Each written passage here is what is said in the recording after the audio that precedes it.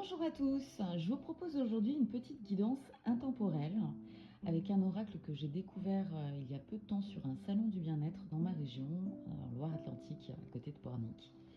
Donc je vous le présente, c'est l'oracle des messages de l'âme.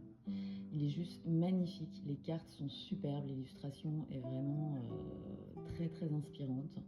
Et vous pouvez trouver cet oracle directement sur le site l'Académie du développement personnel. Je vous conseille d'ailleurs de le commander sur ce site et pas forcément chez les revendeurs parce qu'il est moins cher. Donc, petit message à choix aujourd'hui. Alors, je vous laisse faire votre choix parmi ces trois cartes. Vous respirez un grand coup et vous vous laissez simplement porter très spontanément vers la carte qui vous appelle le plus. Je vous laisse quelques instants pour la choisir.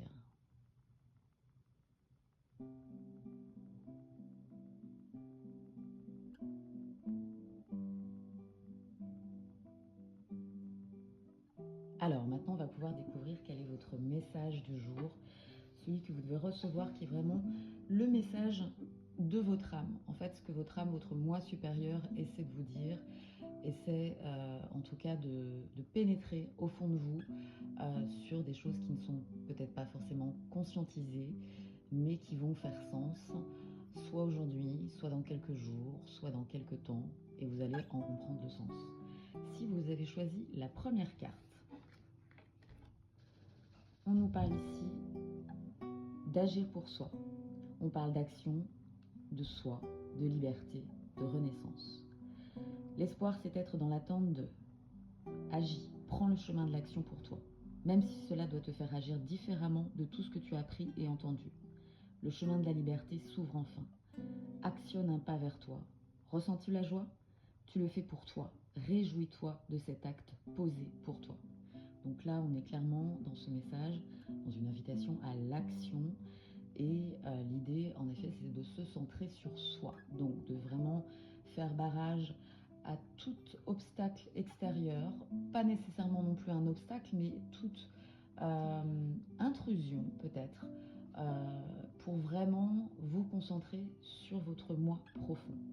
Regardons tout de suite le deuxième message. Sécurise-toi. On nous parle du cadeau, de soi également, de la sécurité et de la lumière.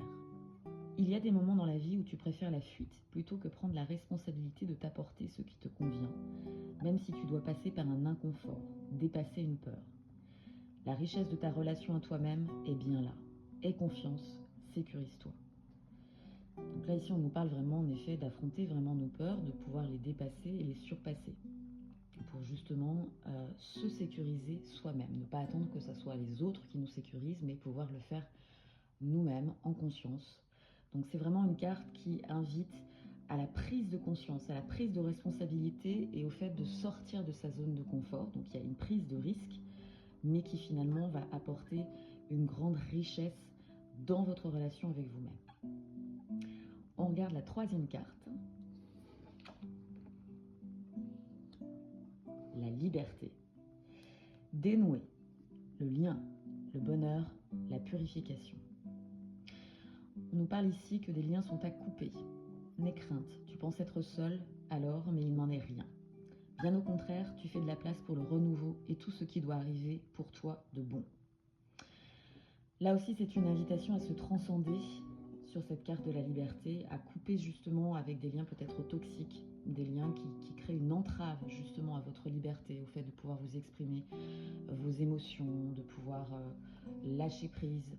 Et il faut trouver la force en vous de pouvoir couper ces liens. C'est pas forcément une chose facile, mais on n'ose pas forcément le faire parce que justement il y a la peur de la solitude, il y a la peur de couper ces liens et de se dire peut-être qu'ils vont nous manquer, peut-être qu'on va perdre nos repères si on ne les a plus, et finalement c'est une libération.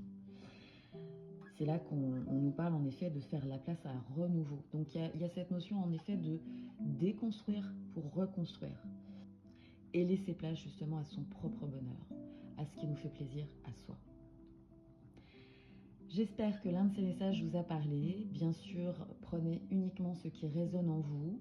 Si ce n'est pas le cas aujourd'hui, peut-être que ça aura des répercussions plus tard et que vous allez en comprendre le sens en tirer les enseignements et pouvoir appliquer les actions à mettre en place pour votre épanouissement et votre mieux-être. Si vous souhaitez une guidance personnalisée, n'hésitez pas à me contacter directement sur mon adresse mail amelia.olmi@gmail.com. À très bientôt.